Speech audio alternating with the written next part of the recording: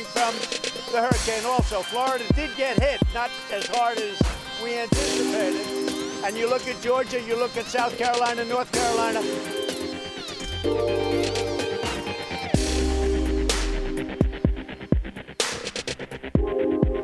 John Bolton talked about the Libyan model, and he made a mistake.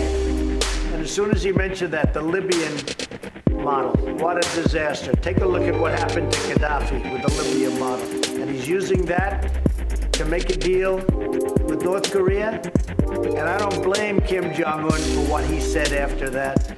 And he wanted nothing to do with John Bolton. And that's not a question of being tough. That's a question of being not smart. No, I disagreed with John Bolton on his attitudes on Venezuela. I thought he was way out of line. And I think I've proven to be right.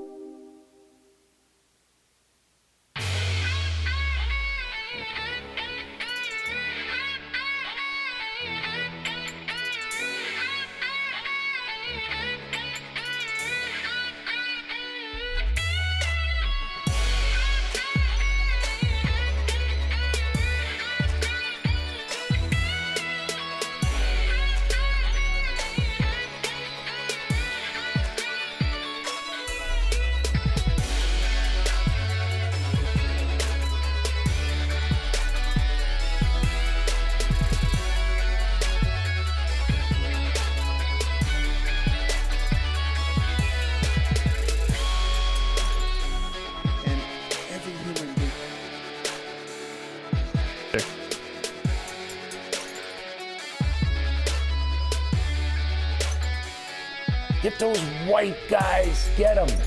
Get them.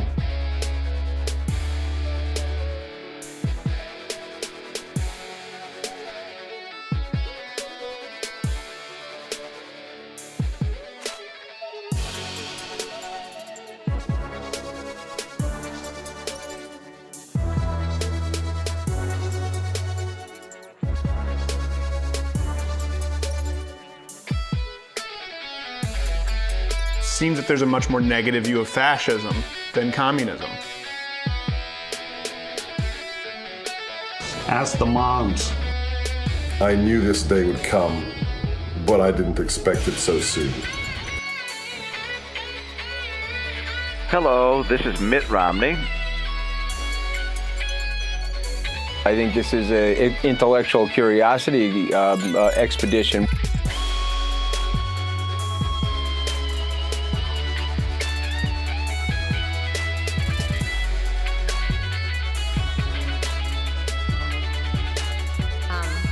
Ago tomorrow we had our second granddaughter, and like I said a few weeks ago, and her name is Reagan. How presidential is that? Beautiful Reagan Elise. I lobbied for Trump, but it was a little too soon maybe, so we'll see. Trump is not the most feminine name, but we can make it. Hey, but neither is Reagan. We're gonna take a page out of the liberal playbook. It doesn't matter, it doesn't matter. We can identify how we want. Oh, by the way, she is a daughter. She's our granddaughter. She's and we're raising her as a girl. She's beautiful. We're not letting her have a choice. She's what God designed. There will be outrage tomorrow that you decided for her. God makes the choice of what the babies are going to be, and God decided she would be a girl. You don't have to raise them as a girl. She's got a little baby doll right under her arm every second. And when my boys always had guns in their hands, so we didn't. That's not.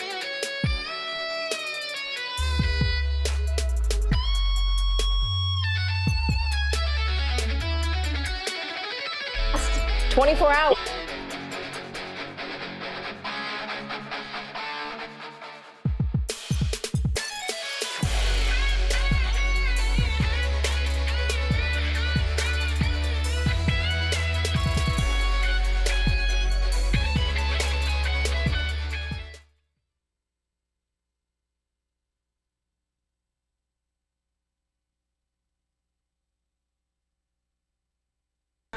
I want to turf out this reckless government. This government that is driving up poverty, deepening inequality, scapegoating migrants, whipping up divisions, and failing this country. Tonight, he will be attempting to prorogue Parliament for one of the longest prorogations there have ever been, shutting down Parliament, shutting down democracy, avoiding questions, taking this country over a cliff of a no-deal exit with all the damage that will do to many of the poorest and most vulnerable communities in our society, and all the damage it will do to trade and jobs, all because he wants to take this country into the direction of a trade deal solely with the USA rather than anybody else. Mr. Speaker, we are not walking into traps laid by this Prime Minister.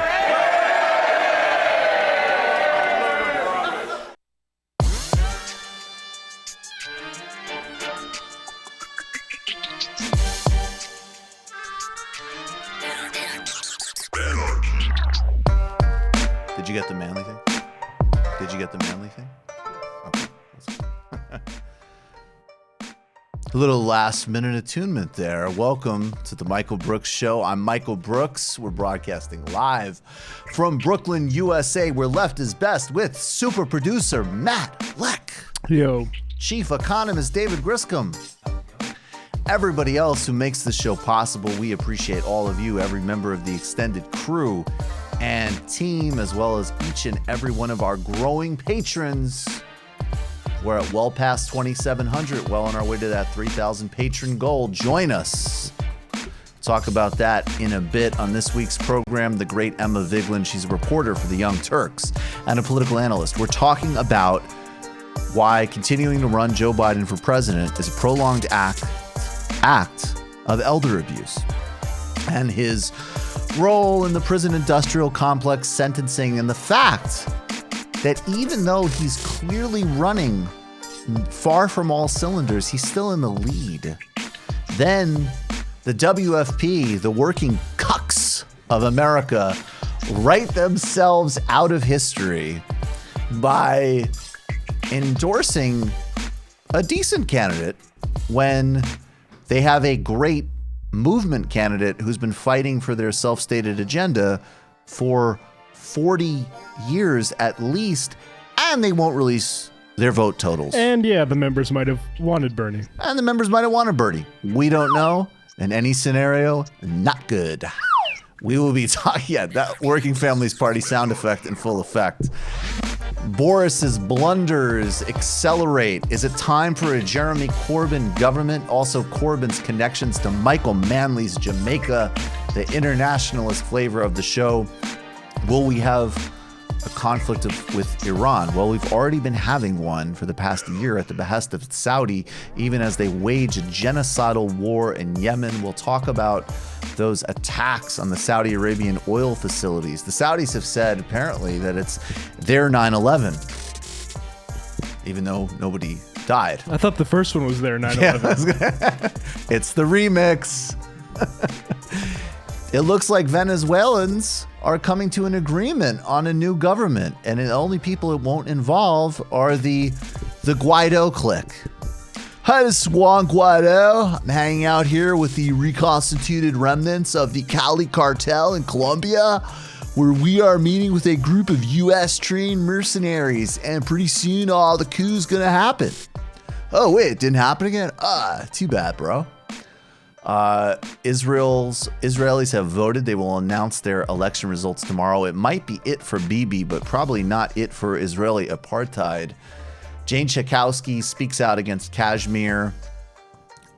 And perhaps most importantly, an incredible strike announced by the UAW. All solidarity with them. We'll get to them in the Shoutout. We'll talk about this possibility of a large mass strike wave later in the show. And I think we're going to have to start saying goodbye to Kamala Harris. So I'm going to want to wheel out her dad's impression in the waning time that we have in this campaign with her. And also talk about, hey, Yang Yang, he's beating her in California. And there's some good things to say about him as to why. But then, sorry, there's also some not good things to say about his healthcare proposal. He's better than a lot of them Yang Gang, but he's also trash. And that's objective fact. That's objective fact. That's math. Do the math, guys. Or don't. We're anti-math here. All that and more on this week's Michael Brooks show. But I want to talk. We're going to actually have two sort of commentary sections, a little bit of a break of format. And a lot of this week's show is going to be dealing with the catastrophe of the Working Families Party and what's happening with it, because it represents, I mean, it's stupid in and of itself. It's problematic in and of itself on a number of levels, but it represents something deeper. But first, let's go to the UK, where Boris Johnson continues to, what is the opposite of exceed expectations? Completely puncture and destroy and obliterate his self-cultivated myth as some type of modern media mastermind. Now, look, him and his advisor, Dominique Cummings, are still spinning. They're still at the ready. They still have xenophobic sentiments to exploit. They still have a con job that they're anti-austerity to fully sell. But so far, Boris Johnson's tenure has been an embarrassing, shambolic mess as he loses vote after vote. He lost his parliamentary majority, and he saw a new law passed asking him for an extension of Brexit if there's no deal with the EU. And his negotiations haven't been going so well. Just last Sunday, he failed to attend an outdoor press conference with the Luxembourg's prime minister because I thought this guy was ballsy. He couldn't stand with a little heckling. And check out how he got basically completely humiliated by Luxembourg's leader here, who went ahead with that same press conference. It's on Mr. Johnson. He holds the future of all UK citizens and every EU citizen living in the UK in his hands. That's Xavier Bettel going forward with the press conference without Boris Johnson in attendance because he couldn't deal with a little bit of heckling. Jeremy Corbyn is threading the needle. The fundamental dynamics and contours of the argument globally is between the working class and capital. It's between whether or not we have a socially just climate transition. And at the same time, the political reality is that Brexit is at the center of UK political life. Corbyn has been right on so many fundamentals and so brave and so dignified and of incredible leadership that they've brought forward on worker ownerships, on safeguarding the NHS, on Green New Deal, on a humane foreign policy. But Corbyn is threading that strategy better. Here he is tying the threads together in a speech just the other day.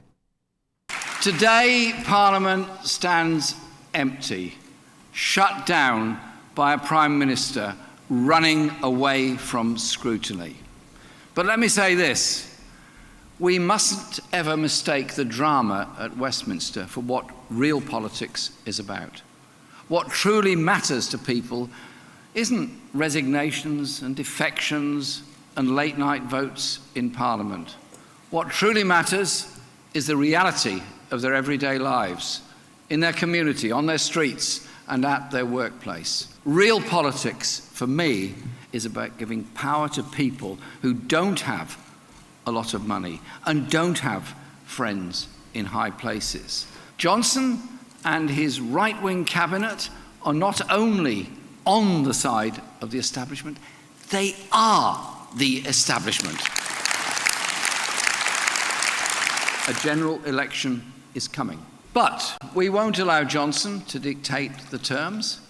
And I can tell you this, we're ready for that election. We're ready to unleash the biggest people-powered campaign we've ever seen in this country and in this movement.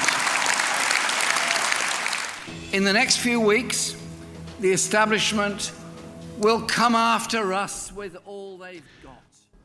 Jeremy Corbyn has his roots in politics, really going back to the 80s, as somebody who spoke out against war, who condemned Saddam Hussein in the 1980s when the United States was selling Saddam Hussein weapons.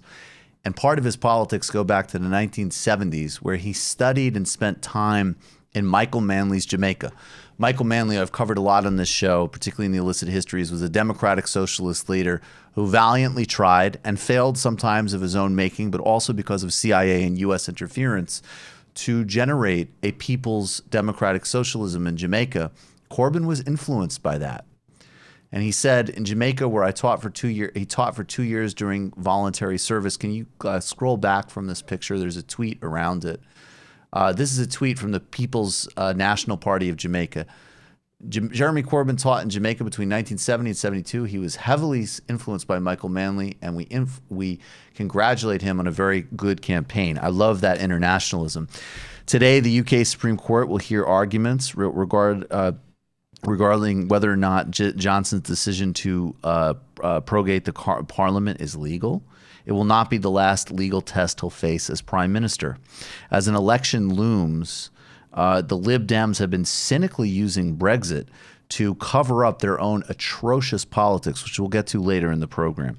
The Labour Party and its base are building a movement that's redefining the party, and it's ridding itself of its corporate Blairite wing. It's much bigger than just one election, but this is likely an upcoming battle will be huge, not only to stop a disastrous Tory Brexit, but to build a UK that is committed to the betterment of working people. Supporting the Lib Dems, the nice face of austerity, especially with their ghoulish former Tory converts, will not bring the UK in the future. It will return it to the failed policies that it has gotten us here in the first place. And we will talk more about the utter travesty that is the Lib Dems, the worst centrist party in the globe. And this is we're including members of the Democratic Party, members of Trudeau's Liberals, Macron. The Lib Dems still shine in their utter trash. I want to talk about this WFP endorsement of Elizabeth Warren. And there's a substantive point to make which really matter, which is the foundational one, which transcends whether or not the leadership overrode the will of the community, whether or not the community itself voted the wrong way. I say that unapologetically. Sometimes electorates do make mistakes.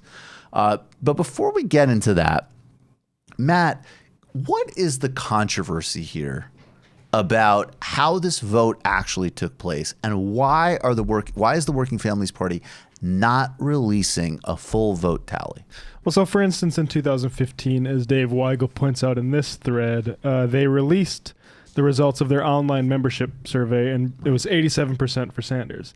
This time, they have a system where it's 50% of the vote goes to the board, and 50% of it goes to membership.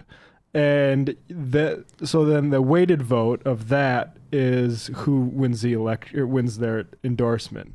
And the interesting thing is they're not announcing the actual specific tallies for either the membership vote or the board vote, which makes it look, why would you make that change where you are completely transparent about a membership vote? Unless maybe, and this is the surmise that Matt Brunig makes, and I think is the one it just seems kind of obvious. Look, if they're still not releasing it after all the heat they're getting, this is a very smart bet, which is that the board wanted Warren and the membership wanted Sanders. And Weigel points out that he talked to WFP's national director, Maurice Mitchell, who will play a little bit from him. He's really good at his job. Yeah. He should keep the word democracy out of his mouth, frankly, because he said it made clear that the group won't release separate vote totals, and then said this, which is bullshit, okay? For there to be one true vote and to maintain the nature of secret ballot, all of that went into the back end. Huh. Which is just nonsense. I don't even know what that means. Yeah, I literally don't know what that means. Back end is like a computing term. We're like literally going into like tech bro jargon. Okay. But basically, Brunig does some math here and says that, let's see if we can get to this sub-bit. Basically, if 22% of Working Families Party voted for Warren, we can skip that. If you believe, as is obvious, that the reason the Working Families Party won't release a membership vote total this time, it's because Warren did not win the membership vote. Then this means Warren got anywhere from 22 to 40% of the member vote. This further means that 82 to 100% of the Working Families Party leadership voted for Warren. Now, here's the thing, is people can act as if this is just Bernie bros being butthurt. But if I'm a Warren fan, I want to know a couple things. One, there's a political story in which people familiar with the Working Families Party high up, so maybe Maurice Mitchell or someone, another sort of WFP lackey, is saying that Warren impressed the membership so much that it was closer than they expected, which is an easy thing to say when you don't have to actually give the vote tallies. Right. But what if does that was mean? true, 70-30 versus 90-10? If that's true, then they should release it for Warren's sake because it makes her look like a strong candidate. Because frankly, it wouldn't impress me if she could like even get close in that membership vote. Because I frankly think membership's always going to go for Sanders. Right. Or they're lying on background to Politico, which is something I'd also want to know a political party that I was involved with was doing. I mean, and then I guess we can just address quickly the alternate scenario, which is that they're trying to protect Bernie supporters from embarrassment because he lost, which is... I'm going to go with that one is the least plausible. Yeah. Will be the most polite way I'll put it. And so they want to... Please don't put out the totals. They want to weight the board so they can overpower the membership vote and then endorse Warren. That's what happened here. Absolutely. And the broader, more substantive question, I mean, this is all matters. But look, if they supported Warren and their membership supported Warren, this would still be a major problem because it would show that the ideological underpinning of this group and the function it's supposed to serve is not fit for purpose. If you have an opportunity to endorse the most pro-worker candidate in modern American history, I mean, not just in this cycle, like literally period and decades, and you flip on it, that means that you either have a board which is completely disconnected from its base, which is almost certainly the case, or you have been miseducating your base, or your base is not working families. Maybe your base is the same sort of gluten sensitivity vote, which is fine, but we need to be clear. I mean, it's very weird that the self-proclaimed Working Families Party would contradict not only on the policy level the most pro-worker candidate, but the person who has brought forth by far the most pro-worker multiracial coalition. And I think that this is actually a bigger point because what we're going to see right now, it's very easy to understand why Third Way is trash. It's very easy to understand why Center for American Progress is compromised from the beginning and so on. Okay, and there's a time where even several years ago, I mean, there's plenty of people. Matt Dust came through CAP, and he's great. So it's not even a black or white comment about these statements, but it's it's a sign first that history has moved ahead, and that in some cases it's easy, especially in Third Way, to identify an ideological enemy. WFP is not an ideological enemy, and they might even they have done some good work here and there. But there is a whole crop of organizations that were built to fight for progressive politics in a context of a complete failure of progressive politics. And a lot of that had nothing to do. It wasn't the WFP's fault when they were founded in 1998 that the Democratic Party under the Clintons was a complete pawn of Wall Street and the Silicon Valley and the military-industrial complex, and that there was a bubble, so there was less popular unrest about massive inequality and ecological destruction and gutting labor unions, that the Democratic Party had completely bought into a right-wing austerity economics agenda. It's not their fault. But the reality is that there's plenty of organizations like this that have to ask themselves, in a context where there is an actual revitalized democracy movement and one campaign. So I'll be very clear as always. I'm not going to say cynically that Elizabeth Warren is something she's not, or worse than she is, or deny that she doesn't have good ideas, or deny that she hasn't accomplished things. Ridiculous. It's not true. But I am also not for a second, a millimeter of a second, going to pretend that this is a structural transfer. She's using the rhetoric of structural transformation and that she is a radical left or structurally transformative candidate. She is in the progressive tradition, which has a Republican and Democratic history, and it uses the federal government to tame the excesses of corporations. It leaves the class structure in place. It does not have a fundamental commitment to universal programs like single-payer healthcare, which is why the single-payer program she just put on her website clearly, from my reading, does not cover mental health, which needs to be covered completely, and still has incredibly ambiguous phrasing for my liking around single payer, which is an absolutely non-negotiable for me.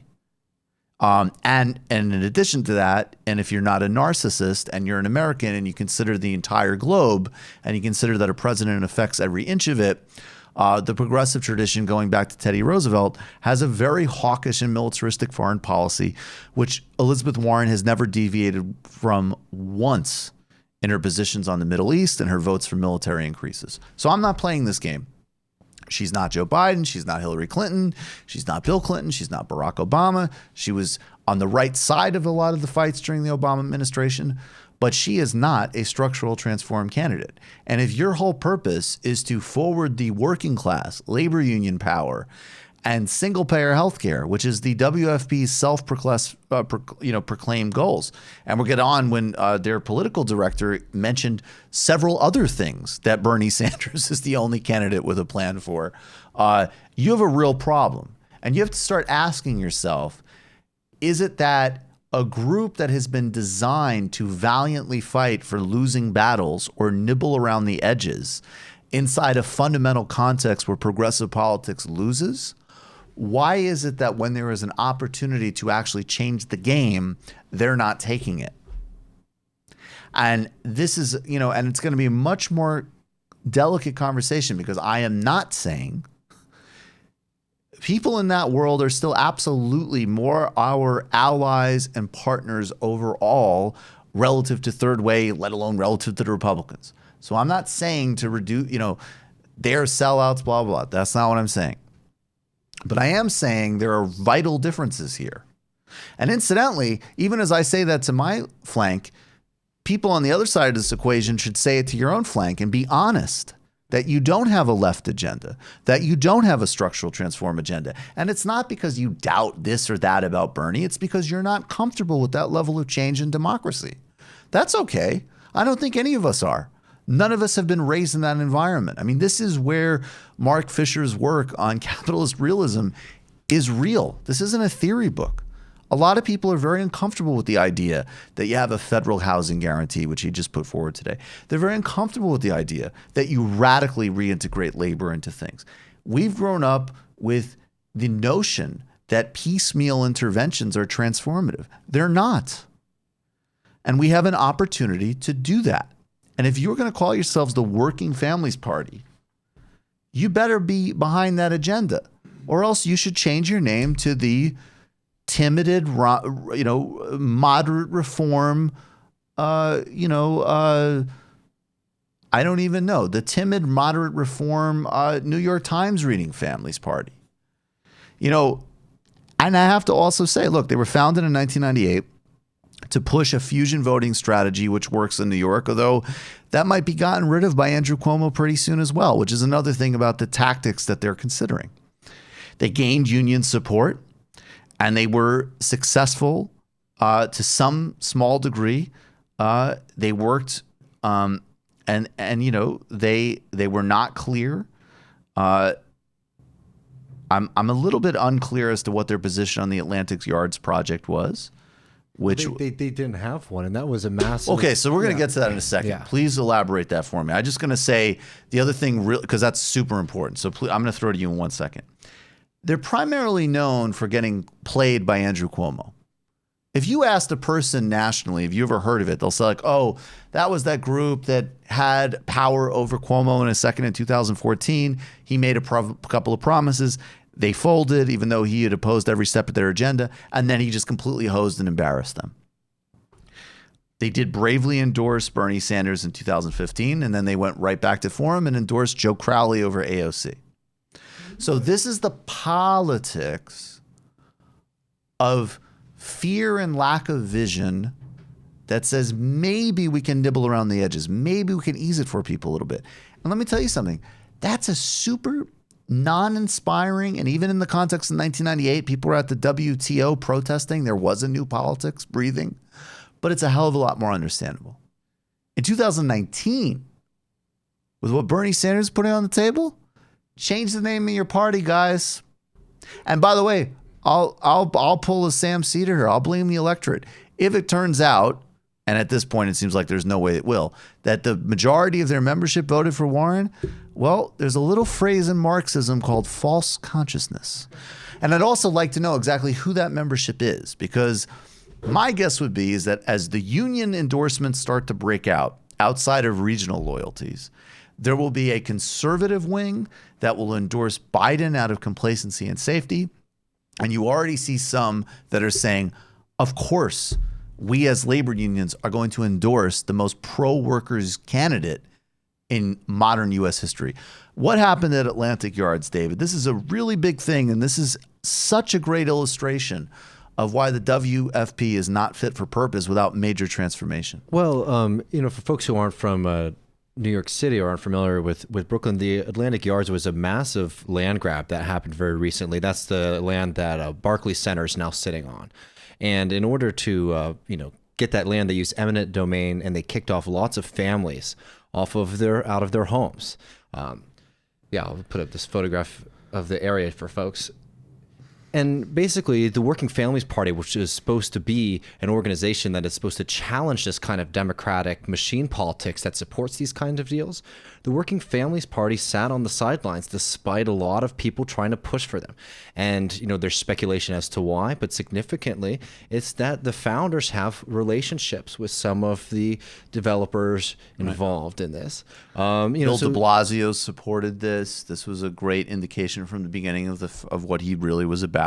Exactly, and you walk through there, and it's not it's a bunch of corporations. It's a Target and a Buffalo Wild Wings. It's a gentrification. Yeah, exactly. It's not something that built a strong community. It's something that got rid of a community. And now it's filled with luxury condos from people who are transient members of New York City in the first place. They're not real members of Brooklyn as at large as the community. And the activists that were fighting against it were right. And the Working Families Party very famously did not take a position on this, which is another example of the shift that you see in the late 2000s, 2010s. It was actually fascinating.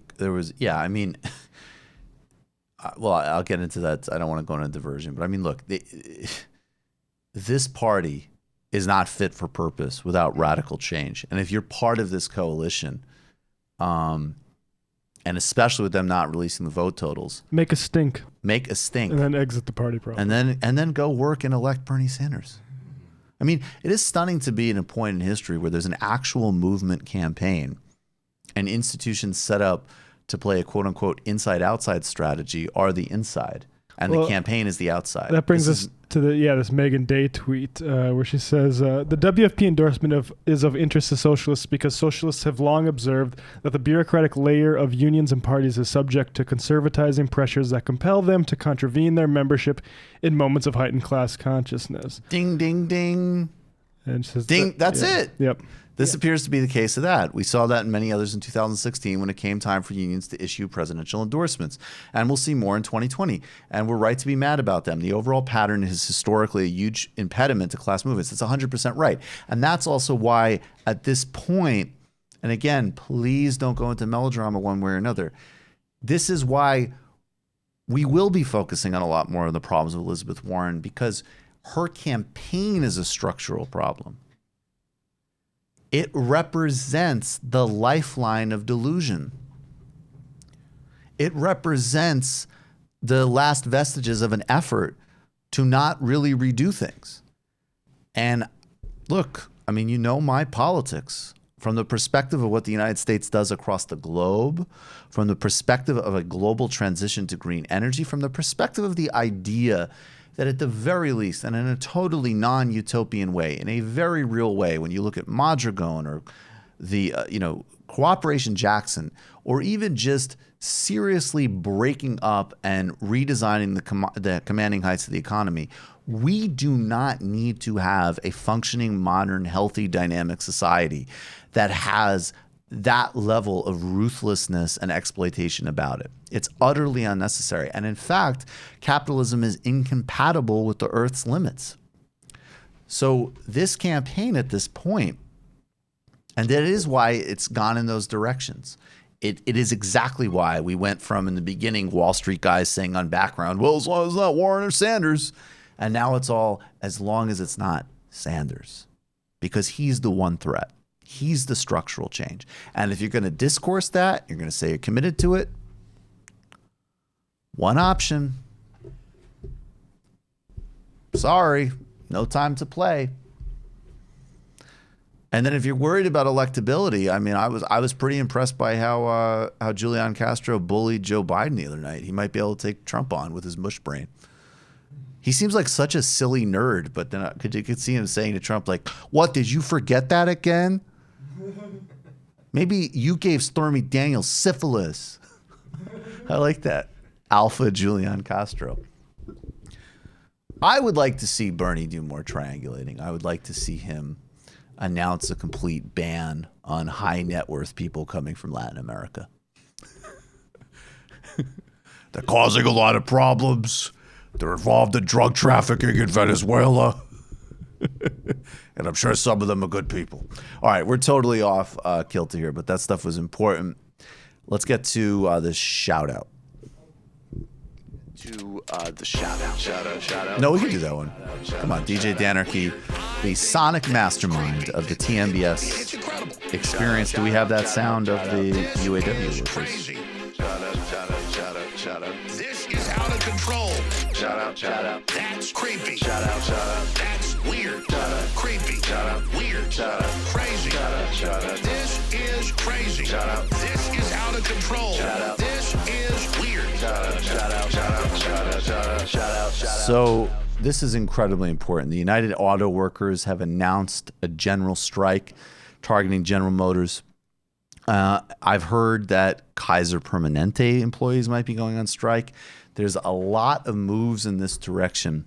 And we also know that when we talk about the trajectory of these modern movements starting to finally do something after this just relentless extraction of the last several decades in this modern iteration of sort of hyper-capitalism, there's Occupy Wall Street. There's Black Lives Matter, which is absolutely part of this, as Keonga Taylor outlined for us. There's the Sanders campaign. There's fights for minimum wage. But there's also teacher strikes across the country. Those are key in places like West Virginia and Oklahoma. Check out these strikers explaining what's happening to CNN. What is it that you all want? Hey, how you doing? Hey, great to see you. What do you want? Can you encapsulate it in a couple of sentences of why you're striking? Yeah, just improvements on wages, healthcare benefits, and profit sharing across the board. A lot of things that we sacrificed back during the recession in 2007, 2008, we want to be compensated for now as the company's making record-breaking profits. And so, Ray, you also, as I understand it, are a single dad. And so what time did you show up? What time did you have to show up today to strike? 6 a.m. Okay. And so tell me the effect that this is having on your home and your life. Well, being a father, the healthcare benefits are tremendously important, and trying to survive off of a reduced income is very difficult. So going back to work and with a fair wage is very important for all of us, company-wide. As we understand it, this is just this morning. There are still dozens of sticking points. How does that make you both feel? Yeah. For me personally, I understand the difficulty of the negotiations and the importance of them. So this being a lengthy strike, I'm fine with that being the case as long as everything is ironed out and it's fair for everyone, because I understand the position of the company as well, trying to go forward and being profitable and being on the cutting edge of new technology and being the leader across the board with the auto industry. But also on the backside of that, the workers who sacrificed for the company to get ahead today and be profitable as it is today, we want to be compensated as well, because we took a major sacrifice over the years. Could you imagine? I mean, if anything, obviously, and look, I want to just say, obviously, 100%, it's easy for me to say. I'm not in that position. But it is striking to me that a company that has screwed these workers over so hard, and this gentleman is still considering the broader stakeholder interest. His mindset sounds almost like the old German stakeholder model. I'm concerned about all the well-being of all of us, even as this company, through deregulation, has clawed and teared more and more and more to a just disgusting degree, as these companies have across the economy. strikes are how things happen. You know, there's no doubt as a big macro event, the Bernie Sanders campaign is the most important thing happening in international politics. That would actually change and be radically amplified if strikes took place in an accelerated degree across this country, and maybe even across the globe. Now, again, I always caution when I say these things because I'm not in that position. And this is an incredible risk people take.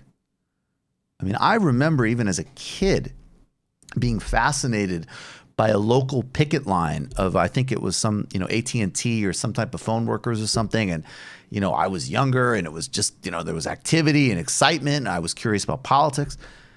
And I talked to them a little bit. They were nice people. They were, probably happy to talk about what they were doing. And it was a big risk. That came across to me even then. And at the very least, if you're in the proximity of anybody striking, bring over a sandwich, bring over pizza. It sounds silly, but legit, honk your horn. Let them know, materially, energetically, whatever, we have their back. And that's the point, really, of this segment. And it benefits all of us. I mean, that's one of the best slogans ever. You like the weekend, thank you, labor union. It's the truth. That didn't happen through conversation and economic development. Happened through strikes. If you're somebody who gets anxious about what more can I do besides vote every 2 years or whatever, Yes. This is it. This is it. And you can support them. All right, this is Bernie. This is Bernie saying, okay, GM stopped paying for healthcare for at least 46,000 employees on strike. Disgusting. And Bernie wrote, this is cruel, outrageous, and blatant attempt to force the union into submission. It's the type of corporate greed that the American people are sick and tired of. I say to GM, restore healthcare benefits and your workers have earned and deserve. All right, let's go to the shout out. Excuse me, I'm sorry. Let's go to the ultimate shout out, which has become a patron. I'd like to get to the main shout out of the program myself. I would like to say that I'm doing a tremendous fucking job. I think the right-wing Mandela impression still works. This weekend, we're releasing a special video on YouTube of an anthology of impressions that Forrest put together. Forrest and Vic worked on it. Forrest primarily, Vic gave some pointers. So it's all there. Bernie or Bust Bill, Nation of Islam, Obama. Next week, we're going to do a teaser for the illicit history videos and a style guide for the impressions. But look, guys, I'll keep it short and sweet. The next goal is 3,000 patrons. We need 3,000 patrons to keep hitting our targets, to keep growing. And again, it's been subtle, but came out of the gate. For how small we were as a team, 3 shows a week is an extremely ambitious target, which we've succeeded and just give you really good shows. I mean, on Sunday, an illicit history of Robert Mugabe in Zimbabwe with Bill Fletcher Jr. This Sunday, an illicit history of social democracy with Bhaskar Sankara. The post games are exactly how I want them to be. And now we do the video illicit histories for 21 and above. The Discord community is a thriving community. David, sometimes with my help, not always by any means, puts together incredible reading and art curation on Mondays. You're getting a lot, and you're investing in a lot that we're profoundly committed to. So please go become a patron. Patreon.com/TMBS. Do it today. I am so excited that on November 23rd, we're going to be going to Philadelphia with Crystal Ball, Artesia Balthrop, and Emma Vigeland. People rave about the live shows that we've done in Brooklyn, LA, and Chicago. I saw a couple of people that were at all 3 shows. And one friend actually hit me up. He said, see you in Philly, hitting the 4th show. Get your tickets today. It's at World Cafe. We'll have links. We'll keep tweeting them out. It'll be in the description. Become a patron. Get your tickets today. Hit us with the super chat donation if you can. That helps. And keep spreading the word, because actually we also see 100,000 subs in YouTube on our sites, and everybody, right? I mean, I always hate naming other shows because I always feel like I'm neglecting people, but You know, there's some really good people doing really good work on YouTube, but we still need to dominate YouTube overall as the left. And our specific slice of this internationalist, socialist, but I guess also with a degree of irreverence. We want more and more people to learn about and join. Patreon.com/TMBS. All right. Jem. Yeah. You ready to do your goddamn Jem? I am, man. Especially after, listening to those striking workers. Obviously this strike that we're seeing right now is an absolutely massive and historic moment in U.S. history. And again, the tactics that are being used against workers, the disgusting move to pull people's health care away, that we first were hearing about earlier today and now has gone across the entire group of striking workers. This is around 50,000 workers who have walked off over 50 GM plants, a company which, by the way, has made $35 billion in profits in North America over the last 3 years. Remember, this is a company that the United States government had to come and save. This is a company that the workers took sacrifices to their pay and allowed for this, which is the fundamental disagreement of the strike, the two-tiered system to allow GM to be able to hire some people at lower wages than the majority of workers at the GM plants. So, these are people who have already sacrificed, and now GM is continuing to pull in more and more money, and people are asking very rightfully, why are they not, gaining any benefit from this? This is a really exciting moment, not only because it shows the power of all these workers, but it also has the potential of spilling over into other workplaces across the South. I just want to shout out the good folks at Payday Report made a great point in their coverage of this strike that, this UAW strike could also be very influential in trying to get more workers across Chattanooga and also across the South to unionize, which is absolutely important. I also just wanted to take a second to talk about another important aspect of unionization and this movement, and that is Bernie Sanders' workplace and democracy in the workplace plan, which really highlights a lot of these nasty tactics that have been used against unionization and labor rights in this country for a long time. Workers who try to unionize are often fired. There are oftentimes, corporations will pull in these really nasty organizations that come in, these consultants that come in and try to squash any unionization movement. And people are targeted and harassed in ways that they really should not be, and in ways that we've seen the weakness of the labor movement over the past few years. So importantly, and one of the most important things about this plan is it's going to destroy the provision that allows states to implement right-to-work laws, which have been absolutely decimating for unions because it prevents them from being able to pull in union dues from their entire workforce. The Bernie Sanders plan also is focusing on making sure that corporations recognize anyone who works for them as employees. Of course, this is a massive tactic by Lyft and Uber, and shout out to those workers as well who have become more and more militant about talking about how ridiculous it is that they're classified as independent contractors, which is a great way for a corporation like Lyft or Uber to underpay and not provide benefits for their employees. The Bernie Sanders plan will ban permanent replacement of striking workers, otherwise known as scabs, from being employed by corporations. And he's going to make sure to use the power of the U.S. federal government, which is one of the largest buyers in the United States of goods and services. They're going to refuse contracts to employers that do not pay a living wage, outsource jobs, union bust, or do not have adequate benefits. And it's going to also, Bernie Sanders has pledged to fulfill a commitment to at-will firing. To end at-will firing. Yeah, to end at-will firing. And crucially, too, to also try to introduce sectoral bargaining practices. So instead of people being organized on their own shop, being able to have industry standards that say, like, if you work in this kind of industry, this is the minimum wage that people will be paid in this industry. That pushes wages up for everybody. And crucially, and I just want to hit Joe Biden for his really disingenuous point to Bernie Sanders. Please. The important part of this plan is the fair transition for Medicare for all, which says that for all the money that these corporations are going to save from not having to pay into healthcare for their employees, that money is going to go to wage increases and additional benefits for workers under Medicare for all. So not only will workers under Medicare for all no longer have the employers have the ability to do what they've just done in the UAW plant, which is take away people's healthcare to use it as a stick to punish workers. They're actually going to see the benefits from the saved money for the employers go into their pockets. And look, this is a great thing if it can be implemented, and it's going to be a huge boost to the labor movement. But this is why the Bernie Sanders strategy is so much more important than just having a plan. It's understanding that we're building grassroots movements and we're building worker power across the board. We don't want the power, working class power, to be concentrated in Washington. We want to be concentrated in people's everyday lives.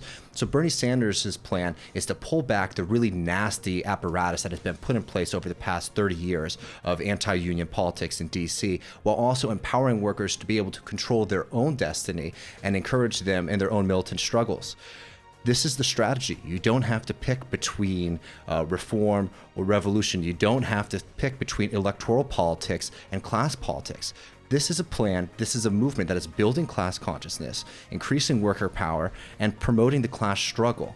This is how we're going to win. We're going to take advantage of opportunities to roll back apparatuses that are used by the state to keep us weak, and we're going to organize and increase our working class power and increase class militancy. We don't know what the blueprint for transitioning to socialism is going to be, but we do know that it's going to need to be organized with a massive class struggle, and it's going to need to be empowering as many people as possible. And that's why this dual strategy of winning elections, winning power, and also empowering working class people is the way that we're going to beat back the people who have been holding us down for so long. You know, if I'm the WFP political director right now, I'm thinking, that sounds interesting, but what about a slight tweak on the Volcker rule? Yeah, exactly. Go to Joe 30330 and help me. I think that the Maurice is going to give us some sound drops too when we get to that later. Okay, well, bless me, Father, if I have sinned. All right, let's do this real quick, and then actually, Emma, you down to trash the liberal Democrats with us later? If I save that segment for you, I know you live for that. I know that's how you built it. How you doing? It was great to have you. I'm going to talk about us maybe going to war with Iran for a few minutes, and then I'm going to welcome the great Emma Vigeland, who's obviously, we've broken the fourth wall. She's here. And but let's talk about briefly what's happened in the Middle East the last couple of days and contextualize it a little bit. So there was a couple of Saudi Aramco production facilities that were bombed. And they were incredible, like whoever bombed them had an incredible sense of precision and targeting, because they really hit like exactly what you were supposed to hit, and in terms of those production facilities. This already is cutting Saudi oil production. It has potential implications for the global economy. Hold on just one second. There's sparkling water if you want it. There is 6%, potentially 6% cut in Saudi oil production. So the Houthis have claimed credit for this. The Houthis are the rebel group in Yemen, which is one of the poorest countries in the world, that the Saudis, starting in 2015, have been bombing relentlessly. And I want to be really clear, like, I've used words like genocidal. I've used words like crimes against humanity. I'm talking about bombing school buses. I'm talking about bombing funeral homes. I'm talking about bombing children fleeing sites of one bombing. I'm talking about deploying Sudanese brigades where the money flows through Saudi for ground operations as well. The Emiratis, who were partners in the campaign, have actually recently pulled back off of it. And of course, Bernie Sanders and Ro Khanna have fought valiantly in the Congress, along with a mass outpouring of activists which connect Yemen and the United States and the United Kingdom against these crimes which the United States and the United Kingdom are co-participants in. Of course, Trump and Pompeo support this genocide to the hilt. So it's an underlining of the strategic failure of Saudi, because the Houthis are still in the game. Even as Saudi Arabia has caused cholera outbreaks, starvation, and mass death, their self-professed strategic objective is not succeeding, in spite of the mass murder spree that they're on.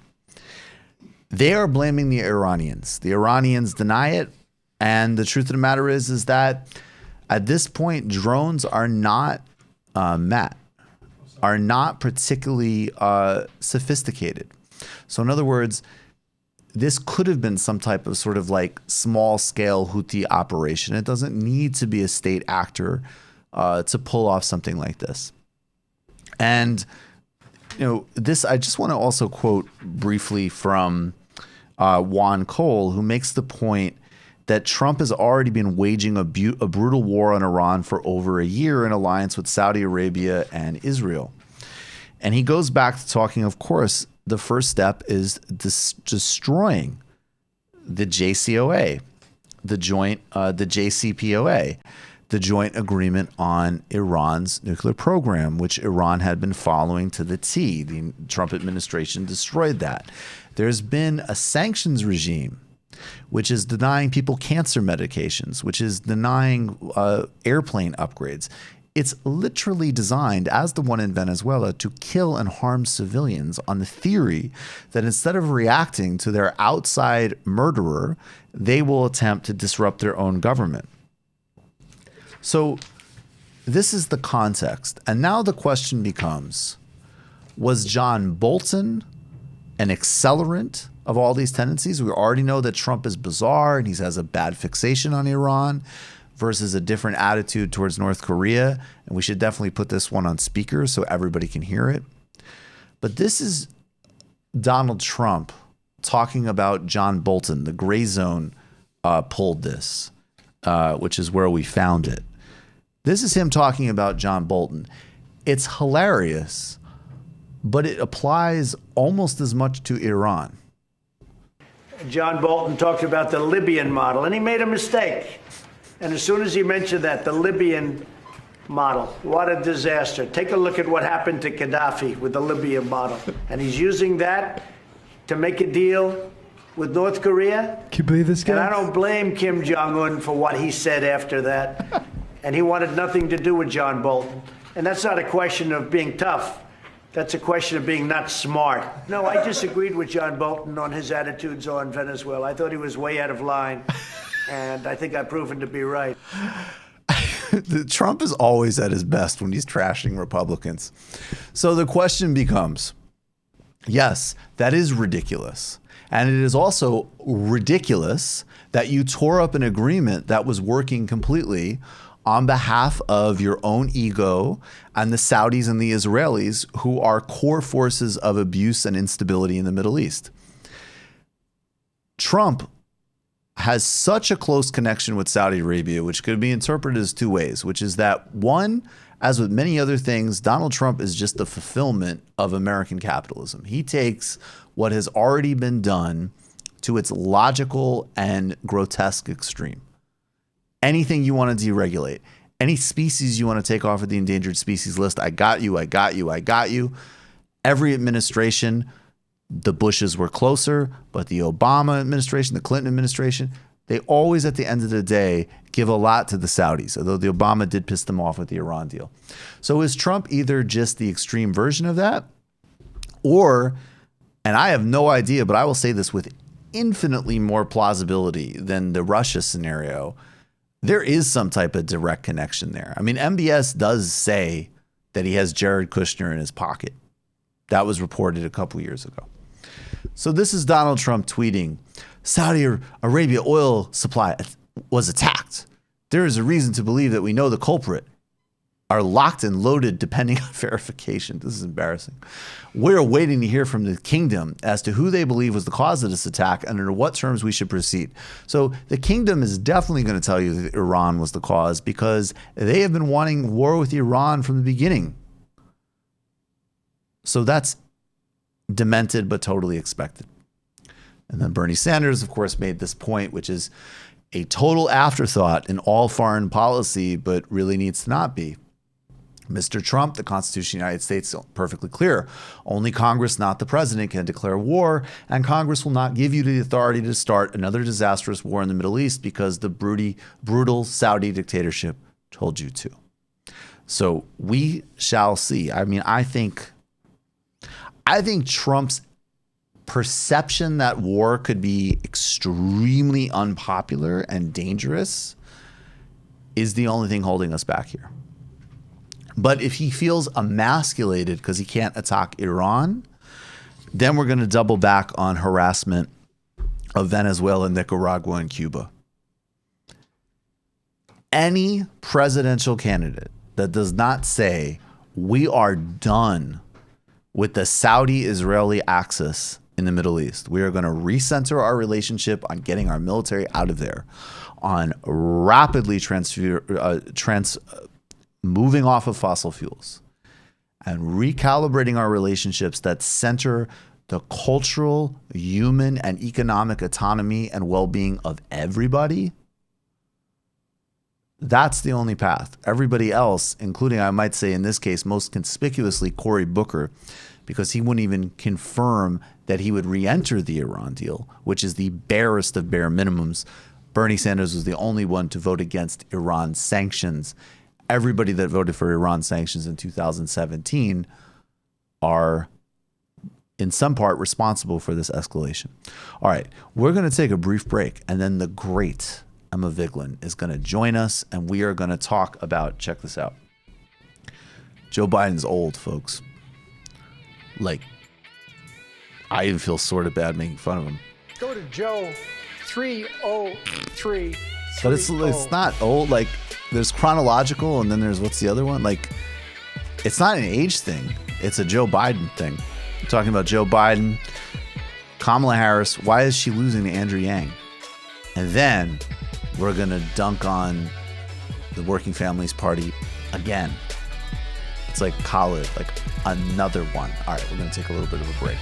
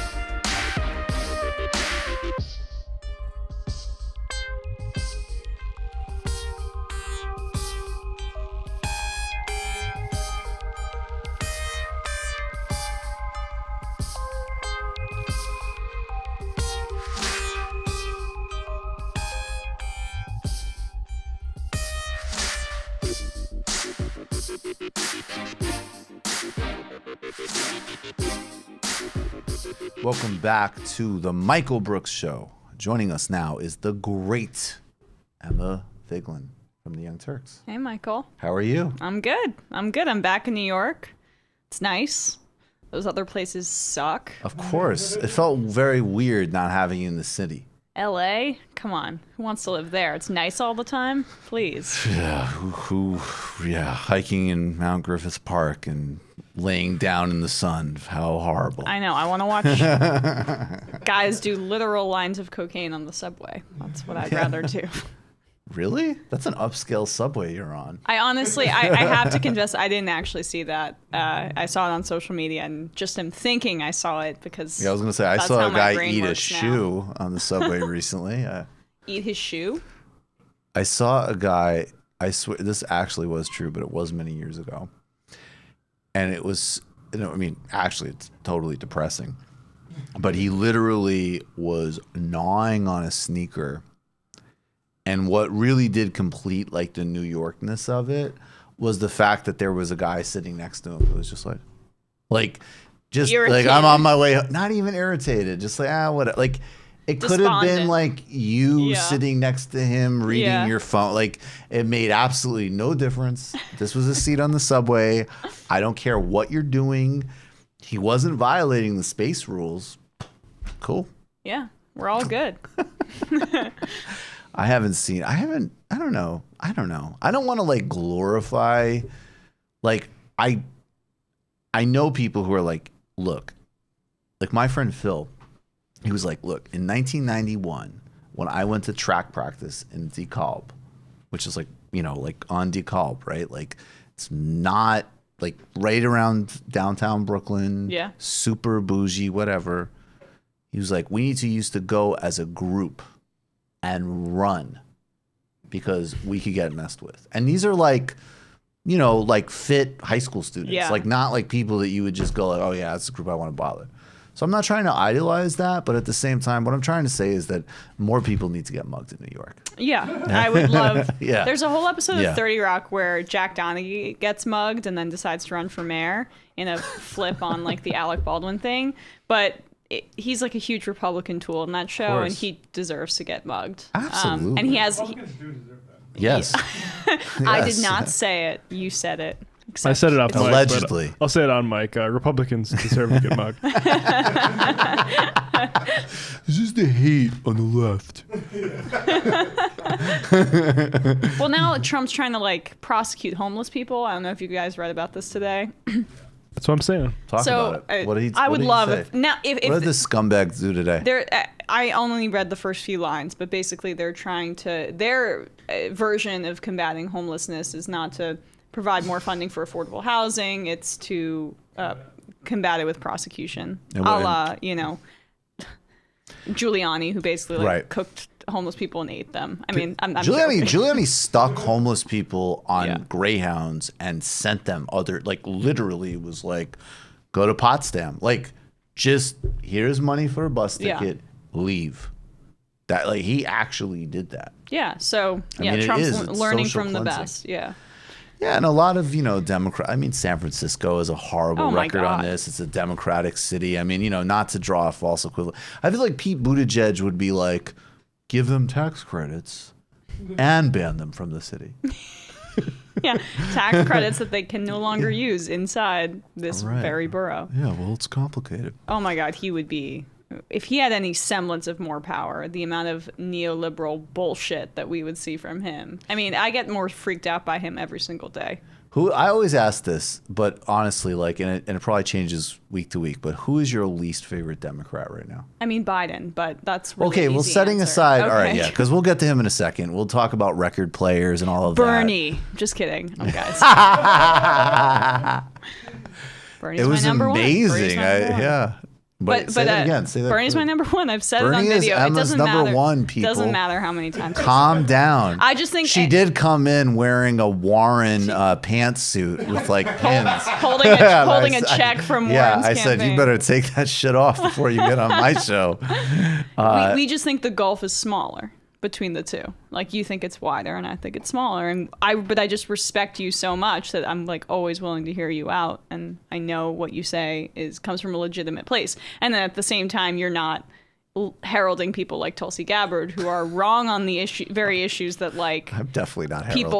like The same people say that Elizabeth Warren is wrong. Yeah. Let me just say that real. Oh, did you want to make the same point, Matt? You can. Well, I just want to say, I feel like half of the people I see online that are talking about how crappy Warren are people that just want to avoid talking about how crappy Tulsi is. See, 100%. I would want to say two things right here. One, that will piss people off, and two, that will show my martyr complex. But I'm right about both. I think I might have a martyr complex too. Oh, you totally do. I love your new, you know what? Unfollow me. I was a little dramatic. I love it. Honestly, I favorited it. I've been getting it so much. I'm so fed up. And I just I'm trying to disengage. Well, it's legit. Honestly, it's disgusting. Why? Me and Anna just get it so bad, and she gets it disgusting. way worse than me forever. Disgusting. For always. Yeah. It's disgusting. It's so pathetic. And I say that as somebody who clearly has no problem articulating what I think about things. Yeah. Right? And I don't even, and it's so amazing. Look, first of all, obviously it's a gender, no doubt you guys get it worse, 100%. But there's also just basic communication principles, right? Like today, I quote tweeted something from Dan Crenshaw and I said, I don't know whatever. But my point is fuck Dan Crenshaw, right? I don't care. I don't even remember what you said either, but it made a significant impression on me, so it had to have been good. It was something I think I called him a rich boy sociopath. Yeah. I sat down and I restrained He didn't go myself. full Hassan Piker, but Whoa. Solidarity with Hassan. no, solidarity. I love Hassan. Actually, Hassan's my coworker, and he's the man. I was watching Hassan dude. and Jank.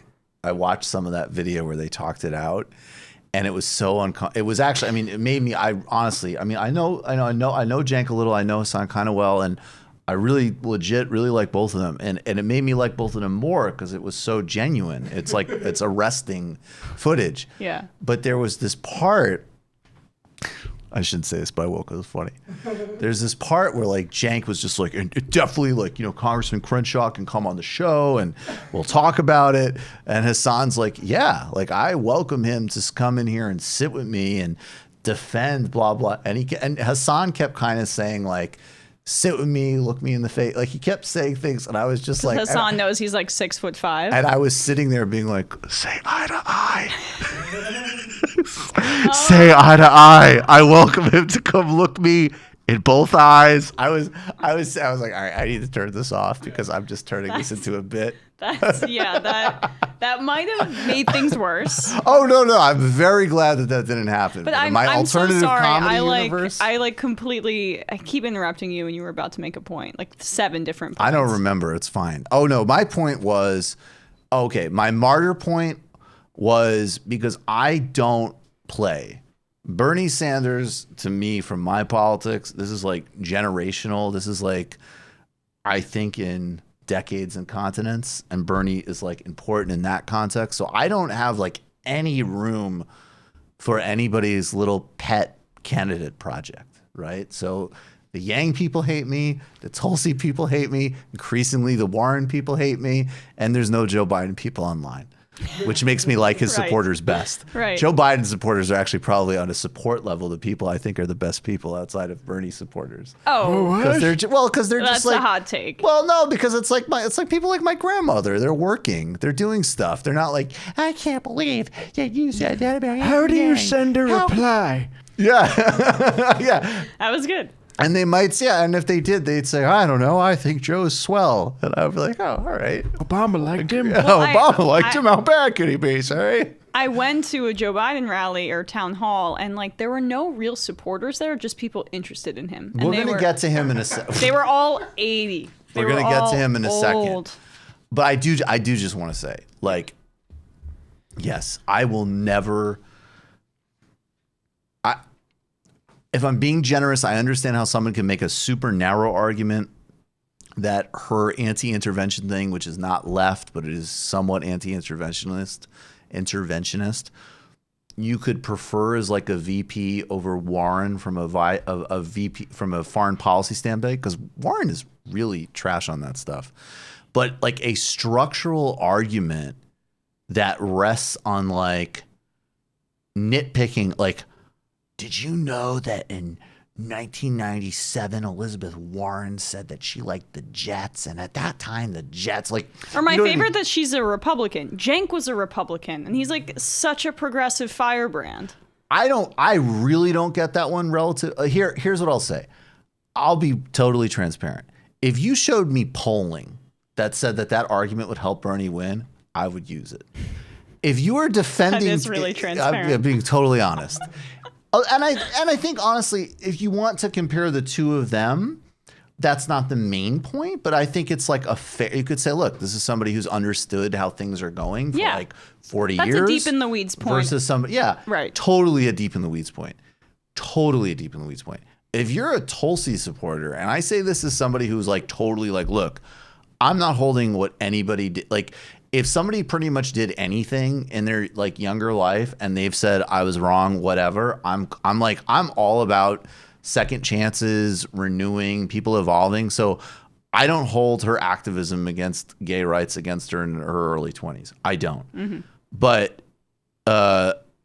don't make your argument against another candidate that you had the wrong party affiliation when your candidate was literally legislating against people's civil rights. That's not going to work. Yeah. So I'll put a button on Tulsi forever. But yeah, that's really just, that's the difference between, like, it's the gulf. But I see the gulf as smaller than some leftists online. But I know that there are a lot of people who aren't saying it, who agree with me too.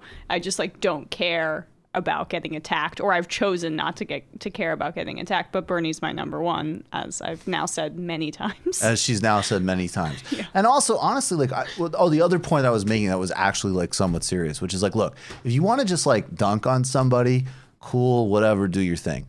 But if you actually are writing from the perspective, like, I feel like this basic social etiquette training, like, I've had people, I have gone back and forth with people who have convinced me of things. Like, if you have, I'm just trying to say, like, they approach with the bare minimum of respect and like being slightly chill and having a little bit of social etiquette, you can put your point across. Like, it's not that hard. Anytime I say, if I put like, Emma's going to come on the show, like, this is my friend who I do like really good work with, and it's like, I can't believe that, like, I find that repulsive, and I'm oh, with really? you. Your impression didn't make it clear. Emma tweeted that She supported that Elizabeth Warren was opposed to the back.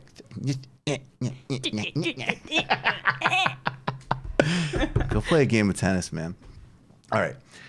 Let's talk first. Let's just do Joe Biden. Then we'll do Lib Dems. Then we'll do Working Families Party. And We're working our way up? Yeah, we're working our way up. All right. This is the saga of Corn Pop. It's a great story. The ballad of Corn Pop. The ballad of Corn Pop. Corn Pop. Oh. I think it's a pretty cool story. I can relate to the kids here. And I just want to make a really honest, I don't know. I haven't made it through this whole video yet. I find it like deeply embarrassing to watch. I actually haven't either. So we'll see how far we go. I swear, I looked for the shortest clip I could find on Twitter as it trended, so I could just get to the heart of it, because I was dreading it so much. This is a minute and a half. Great. Thanks, Michael. Let's see how long we can make it. I learned a lot.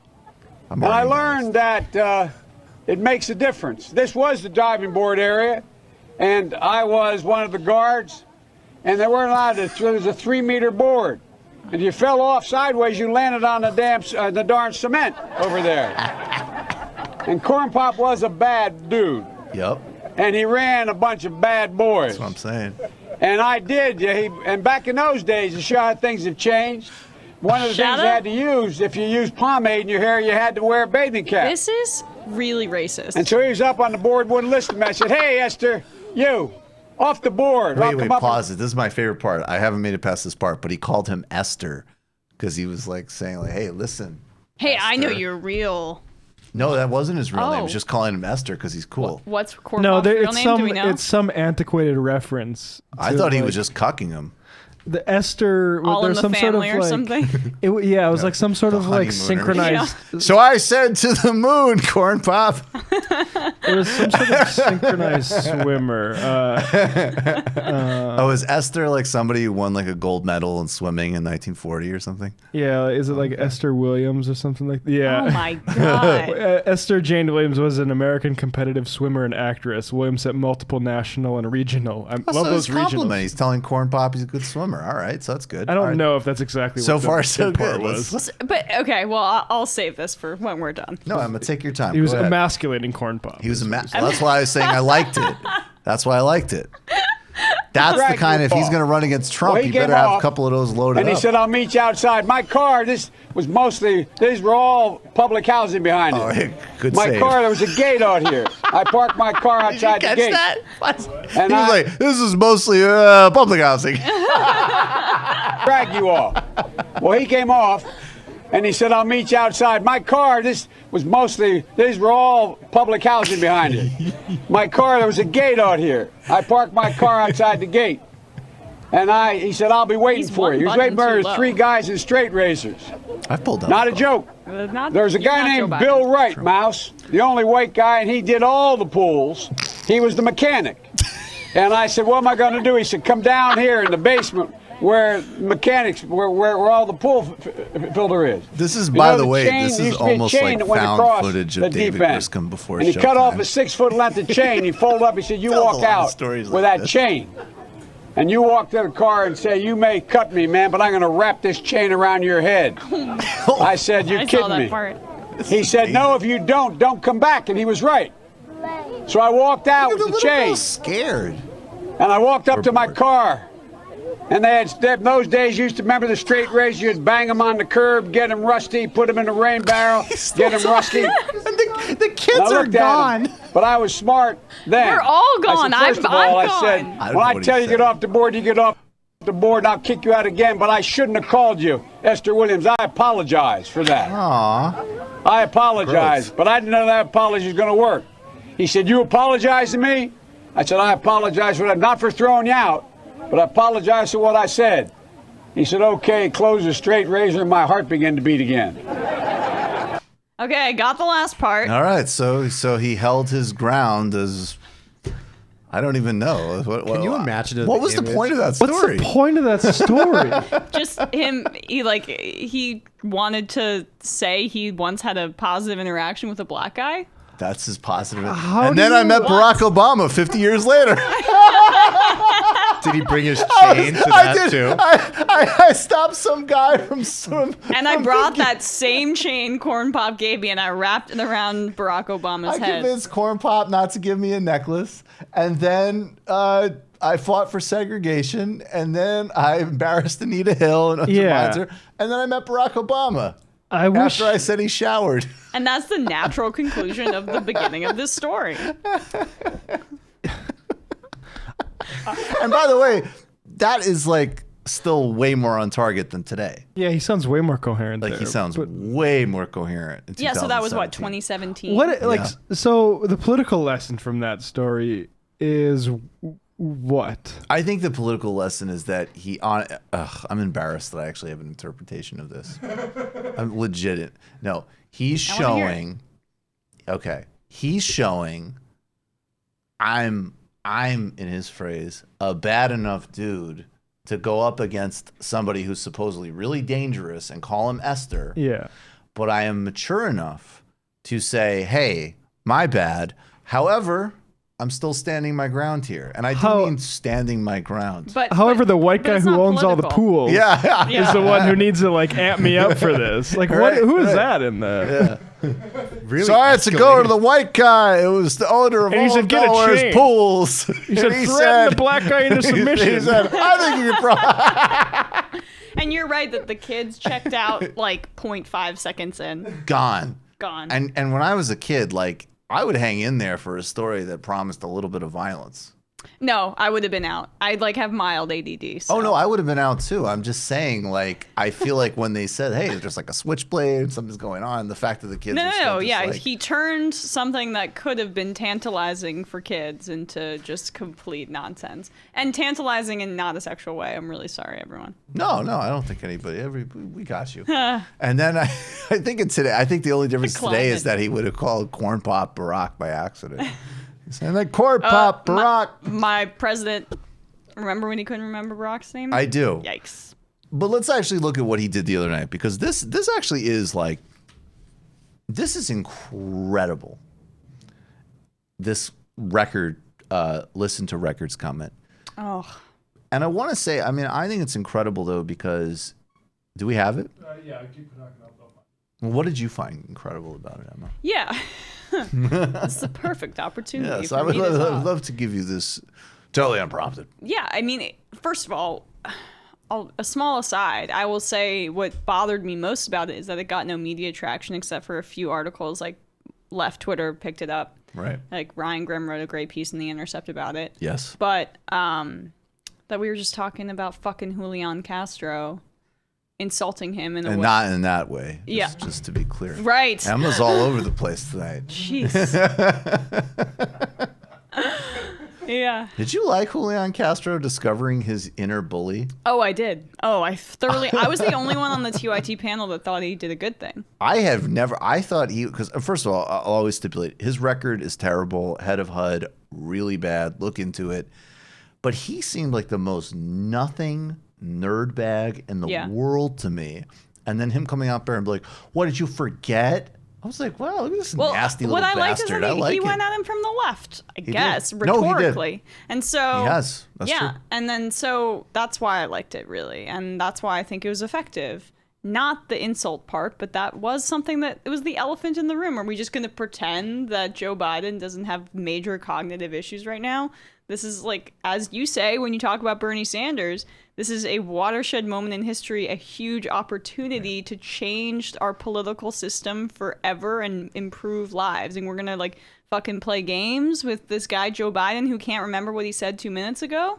Right. From precisely the same people who put an emphasis on there's nothing more important than winning. And I'll get to that in a second. All right. This is Joe Biden talking about, just take it from here. To you and talk to you about inequality in schools and race. In a conversation about let's just go over his little smile here. He's just like, here we go. This is what I'm going to talk about. Hey, No, listen to me. scoffed. You Did know you what hear I think, that? lady? I think we ought to play Earth, Wind, and Fire That's for the like kids. even What do you more. think? That's almost more condescending than the entire thing. Is he literally scoffed as soon as she started talking about race? Yeah, he's like, oh, I got this one. And he interprets. And she's black. Oh, I know what's coming here. It's like, all right, Ungawa, Black Powers. Wait, are you Corn Pop's daughter? No, it's Corn Pop in a wig. Corn Pop came back. Talk to you about inequality in schools and race. In a conversation about how to deal with segregation in schools back in 1975, you told a reporter, "I don't feel responsible for the sins of my father and grandfather. I feel responsible for what the situation is today, for the sins of my own generation, and I'll be damned if I feel responsible to pay for what happened 300 years ago." You said that some 40 years ago. But as you stand here tonight, what responsibility do you think that Americans need to take to repair the legacy of slavery in our country? Well, they have to deal with look, there is institutional segregation in this country. And from the time I got involved, I started dealing with that. Did he mean to say Redlining racism? banks, making sure that we are in a position where, look, we talk about education. I propose that what we take is those very poor schools, the Title I schools, triple the amount of money we spend from $15 to $45 billion a year. Give every single teacher a raise to the equal raise of getting out the $60,000 level. Number two, So make this sure is, that we this bring. is interesting, right? Though, because like the first part of it is really more just like this is someone who's not in command of themselves, and they're being dishonest about their record. Yeah. But it's fine. Like this isn't a problem yet. Well, you haven't veered off blurs course that line yet. all the time where Right. you're like, is this man not cognitively able to understand what's coming out of his mouth from second to second, or is he just lying? And I think it's both, which is like the worst mix. Yeah, and it's a standard liberal pablum about how education can solve all. Oh, of our problems. 100%. It's, I mean, and that's almost baked into the cake for me. Right, that's not Education distinct to does Joe. not solve poverty or racism. But anyways. In to help the teachers deal with the problems that come from home. The problems that come from home. We have one school psychologist for every 1,500 kids in America today. It's crazy. The teachers are I'm married to a teacher. My deceased wife is a teacher. They have every problem coming to them. We have make sure that every single child does in fact have 3, 4, and 5-year-olds go to school, not daycare, school. We bring social workers into homes of parents to help them deal with how to raise their children. Here we go. Workers into the and home. how to raise their children. So there's some paternalistic bullshit there. So we moved from condescension to standard elitist liberal throwing money and education, and all you got to do is pull them up by their bootstraps and then everything's going to be all right. Exactly. And into the paternalism. So he's really hitting He's hitting he's firing on all cylinders. This is Joe Biden. I mean, Joe Biden is an embodiment of everything that's bad about the modern Democratic Party. No, and honestly, going back to the 70s. Like, and I maintain this. We thought Hillary Clinton was this embodiment. Like, he might even be a further. Huh? I think they're just the same thing. I It's can't. It is. She was different. better at least elaborating or discussing things. Hillary Clinton. Yeah, she updated her rhetoric a little bit. I mean, but to be honest, Biden was doing that in 2000. Like, if Hillary Clinton was losing her cognitive function, it might have been. I less heard she was difficult. having seizures left and right in 2016, so that might have affected. Oh her. no, another seizure. Crazy. The teachers are I'm married to a teacher. My deceased wife is a teacher. They have every problem coming to them. We have make sure that every single child does in fact have 3, 4, and 5-year-olds go to school, not daycare, school. We bring social workers into homes of parents to help them deal with how to raise their children. It's not that they don't want to help. They don't know quite what to do. Whoa! Play the radio. Make sure the television, make sure you have the record player on at night. The phone. Make sure the kids hear words. A kid coming from a very see poor the way the school. other candidates are just like, Wait, I whoa. want to Yeah, go look back. at Kamala. I was legit looking away. It's hilarious how This the other is candidates. really funny how Can we pause it? Yeah. all of the other candidates kind of have exactly the type of physical embarrassment you'd expect them to have. Yeah. Make sure the television, make sure you have the record player on at night. The phone. Make sure the kids hear words. A kid coming from a very poor school. So Kamala's looking away. Bernie's looking stoically at the ground. Bernie's just like, oh my god, and Warren's like studiously taking notes, like as if she's composing a I don't know if speech. you've heard, she's a professor. Right. A very poor background will hear 4 million words fewer spoken by the time they get there. There's so much I'm going to go like the rest of them do, twice over, okay? Good. Keep digging your own goddamn Now, grave. If you haven't seen this, try to guess where he goes here. Now, let me just say really quickly, I'm not going to say where, but this is both really horrible and really sad, because if you ever read like a novel, like a Kazuo Ishiguro novel or something like that, where somebody is losing their cognitive function, and if they write it well, it's terrifying and sad. They might like have a glimpse of their old self through doing something familiar. They'll like have a smell or walk the same route or something, and they'll start to like rediscover themselves for a minute, and so they'll want to cling to that.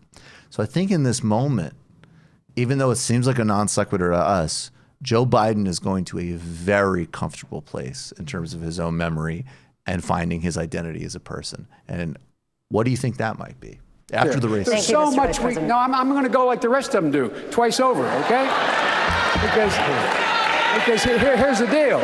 The deal is that we've got this a little backwards. And by the way, in Venezuela, we should be allowing people to come here from Venezuela. I know Maduro. I've confronted Maduro. Number two, you talk about the need to do something in Latin America. I'm the guy that came up with 700. So he's just like, basically, he's like, hi, I remember destabilizing governments in Latin America. Really... I'm my brain's coming back. Yeah, you're a left-wing government in Latin America. You're gone. I'm remembering my memories all of a sudden. Hey, what did my wife said I suck at campaigning? What the fuck is your problem? Oh, corn pop flashing before my eyes. Corn pop's here. You're trying to give your dream. people health care and not have sweatshops or Fruit of the Loom in our military bases? No. Me and John McCain are going to go on a delegation and destabilize your government. John's dead? No, I'm losing it again.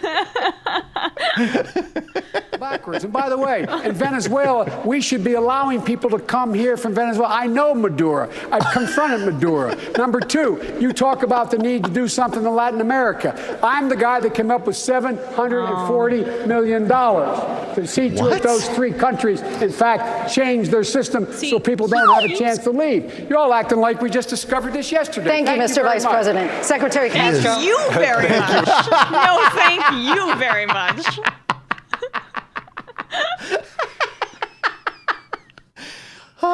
Turn on TV. I mean, the record player. And then they don't know how to raise their kids, and you give them Kool and the Gang, and they listen and they understand words. It's not that they don't know how to raise it. It's not that they don't want to raise their kids. It's that they have no idea how to do it. Yeah. So you gotta get Unlike social me, workers in the their white home. guy who did raise kids who were struck by tragedy. I'm going to bring that up again. They're not raising their kids to call Maduro a dictator. Yeah, he said, Strom Thurmond said they're stupid. I said, Strom, you're my favorite person in the history of the earth, but you're wrong. They're not stupid. They just don't know anything. Read the Moynihan report. I have a hot take about, like, the Simone Sanders, the people that work for this campaign, like, they're, like, actually doing an immoral thing by propping this man up. They're doing a deeply immoral thing, not just on a macro level. Say you really believe he's going to change the world and be a good guy. Okay, fine, right? All right. Say you really believe in his ideas. That was a good opening bit. Imagine you're a fool. Imagine you're an for absolute a second, idiot. Your IQ is below 20. I just want to say really quick, and please hold the thought, Yeah. because this is a really important point. I was joking earlier, but honestly, like, Biden is actually the quintessential example of blame the elites and leave normal people alone. Because honestly, like, when I meet normal people that don't have time for all of this and their reasons for being interested in Biden are totally sensible to me. And then people who do this for a living, who are watching this person on stage that they're working for, wow, you have a lot to answer for. Well, it's Anyways. the collective power of money and institutions, and they feel like they're hitching their ride to a very expensive wagon that will pay off for them in the end. But they're not just doing something immoral in a policy sense. That's a given. We already think his neoliberal bullshit is terrible, paternalistic, awful, terrible, whatever. So many words about it. But they're also doing something terrible on a micro level. This man should not be on stage. It's elder abuse. So seriously, His teeth fell out. and they're just like, they're like poking him with a goddamn cattle prod and like get out there and make us money. And I'm genuinely, this man's been through a ton of personal tragedy. I think he's not a good person and not a good legislator in many aspects, but like, let the guy be. Seriously. I mean, part of it's his own ego, right? But at the same time, you have to wonder, like, the institution of his campaign, what kind of people are behind that? Because you'd have to have a really specific sense of immorality to be continuing on this train. I totally agree with I think you. a word you Or could start the with best- would be opportunists. Yeah, Right. pure That's a good- opportunism. yeah, there we go. Or Simone Sanders is so committed to the Sanders Project that she was like, I will go on television and make a complete and utter idiot of myself for this guy. Yeah, well, I mean, she's obviously the black sheep of the 2016 campaign. She was like scuttered off as soon as Bernie, lost 2016 and has been doing nothing but 2020, I can high elitist equality stuff ever since. Hey, Simone, if you're listening, you can do a lot of good work by resigning in protest of Biden and endorsing Sanders immediately if you wanted to. Yeah, do a you little bit of could, work. but then she wouldn't be the person she is. All right, what's this tweet? This is just a I new like tweet this. Trump put out. Lindsey Graham said, the measured response by President Trump regarding the shooting down of an American drone was clearly seen by the Iranian regime as a sign of weakness. And then Trump says, no, Lindsey, it was a sign of strength that some people just don't understand. Oh, my God. Some people, Lindsey, don't get it. You want to talk about Some people abuse? are idiots. How embarrassed he's made Lindsey Wow. Graham over the years. The way Donald Trump has cucked all of these He's people, becoming beautiful. presidential. It's very presidential. I mean, I was of the school, and there's structural factors, but I really did think, like, look, if Trump is unpopular, if there's any kind of shakeup in the economy, I think he actually is quite electable against Trump, and I think obviously he's the best choice. But I really thought, like, look, even people that I think are total trash could probably beat Donald Trump, including definitely Joe Biden. And the more I watch them debate, I'm like, I think this is actually a problem. Like, Yeah. I honestly, and like, just objectively, I think there's big problems with Warren in terms of the base she's assembling. Like, that is not what you go into a general election with. Joe Biden, I mean, are you kidding me? This guy's going to be able to deal with Donald Trump?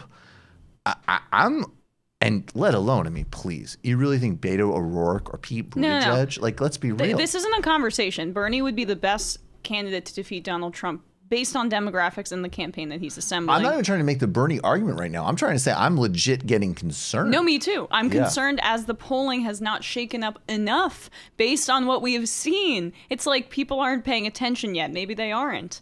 But they better fucking start because it's scary. And I agree with you about the Warren demographics. Part of that, I don't know if it's entirely her campaign's fault, but some of it might be the people she's hiring too. I do worry. I went to the rally yesterday and there is this crossover. Like, we may differ here. I do think that her base is more moderate than even she is, and with her inclinations, there are a lot of people that are just like, yeah, woman. And I'm like, no, that's not what we're talking about I here. think that's true. Yeah, I think and that's so, true. She's locking down the gluten sensitivity vote. That's the Yeah. third time I use that joke, Yeah, and I that's like it. good. I mean, Yes.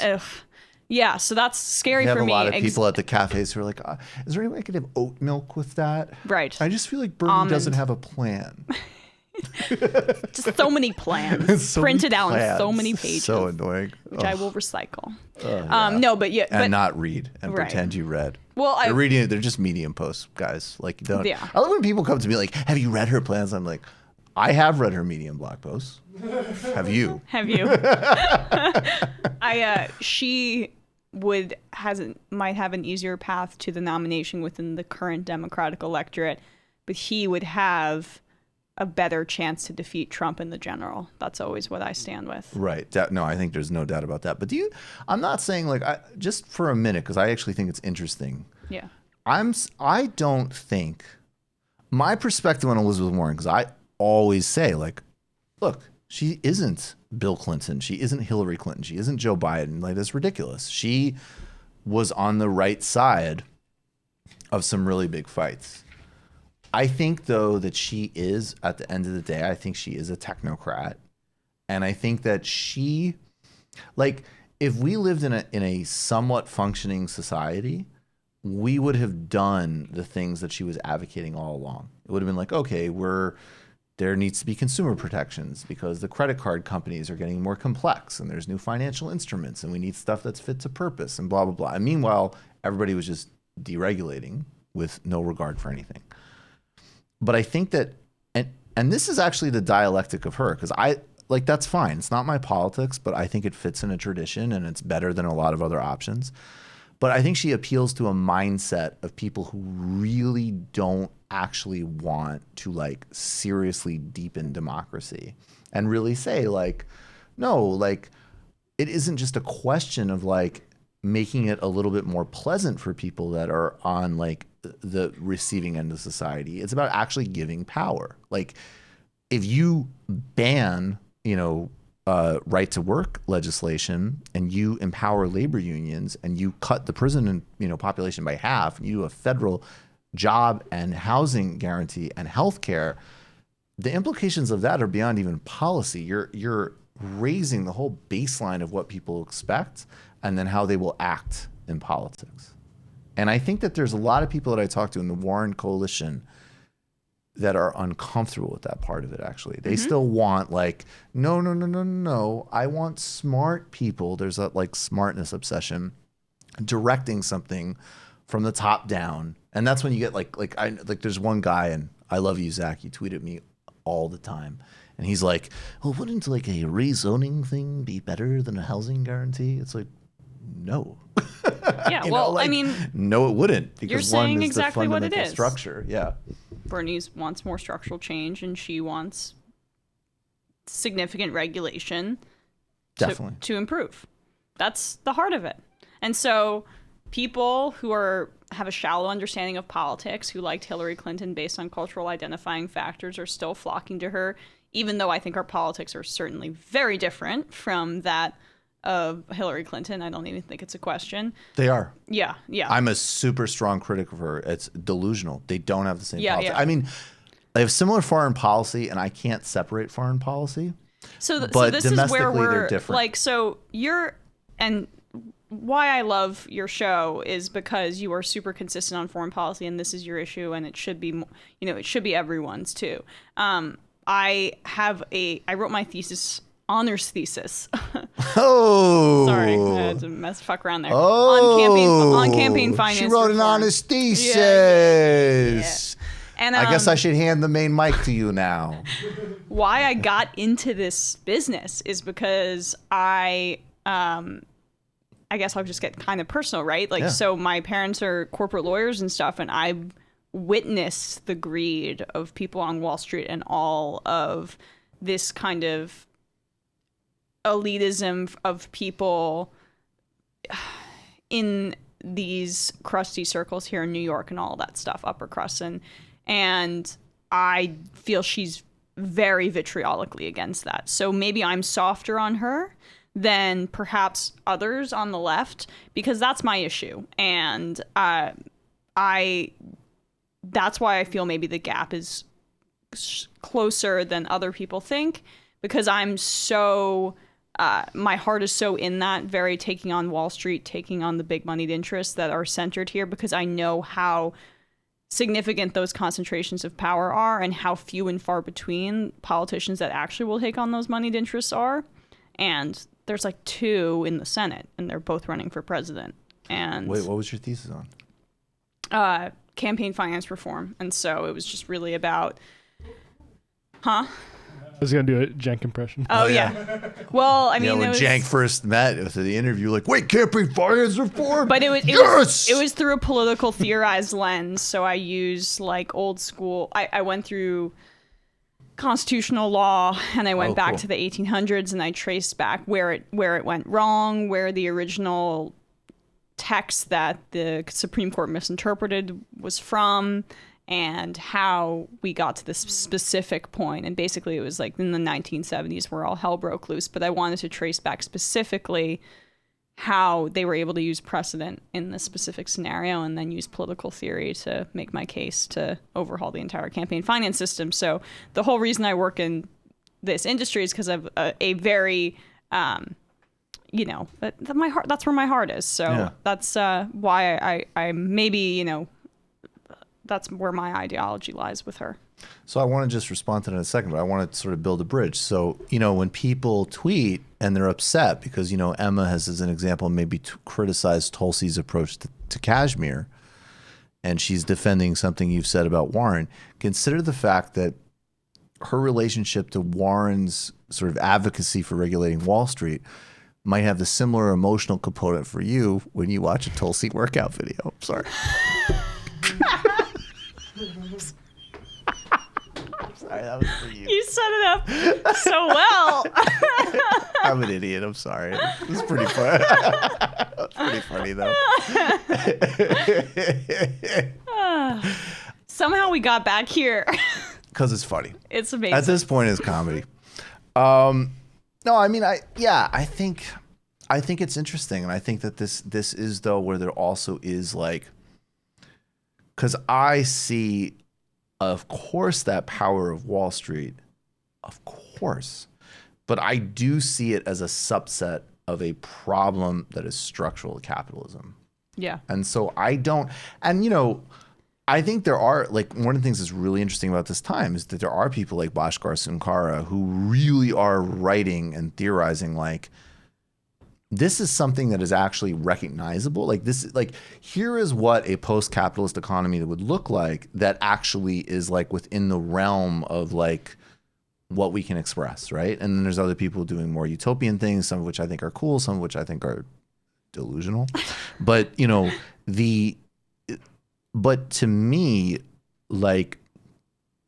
the discourse is so skewed because the burden of proof is well, no other system's ever worked. No other system's ever worked. And it's well, even if I took that as a truism, which I don't, that's a much more complicated picture than that. This system isn't working. Yeah. And this system is incompatible with our ecological limits. And this system replicates all of the same problems across sectors. So to me, I do see, of course, that's the part where I'm Bernie, he is a democratic socialist. Yeah. He sees a structural problem and at the he could base. change. This is a specific moment in time where he could alter that system irrevocably in the right way. Yeah. Yeah. And so that's why I feel strong about it. But it's a tension because I was trying to say earlier that and maybe we'll do this working families clip in a second, that I will criticize Warren on the merits where I think that there's legitimate, I think her position on single payer, I have a lot of questions about that. I think her foreign policy and military policy is, I won't even say it's particularly bad. It's just totally conventional. Classic not even, it's classic middle of the road Democrat for this current time. Which is not bad, good. right? Yeah. all of them. I'm Bernie has problems, but he's working to do something. You know what? different. I actually meant to bring this up to you. I got confronted. So I was at the Elizabeth Warren rally yesterday, and a Warren supporter came up and fucking yelled at me for coming on my show. No, for that question on her military record. So first of all, I'm serious? Yeah, stop doing this. Right. Sorry, go ahead. Right. Yes. So she comes up to me. She's like, I was hoping to see you here. And I was like, oh, a fan, right? Because I get some of those. And there were some really nice people that came to talk to me yesterday. And she just kind of went at me for 5 minutes. And she wanted to have a conversation, but it was one of those passive aggressive things. And then we're in this, there's thousands of people. Maybe she had been exposed to wheat before talking to you, though. Perhaps. She kept trying to pull up, she was like, Warren has addressed this military budget thing, and it was some press release on her website, and she was like, I don't know why you wouldn't include this in your reporting. I'm like, okay, well, I gave her an opportunity to answer my question, and that was her opportunity to bring up what was in this very elusive press release that you're trying to load on your phone, but we have no service.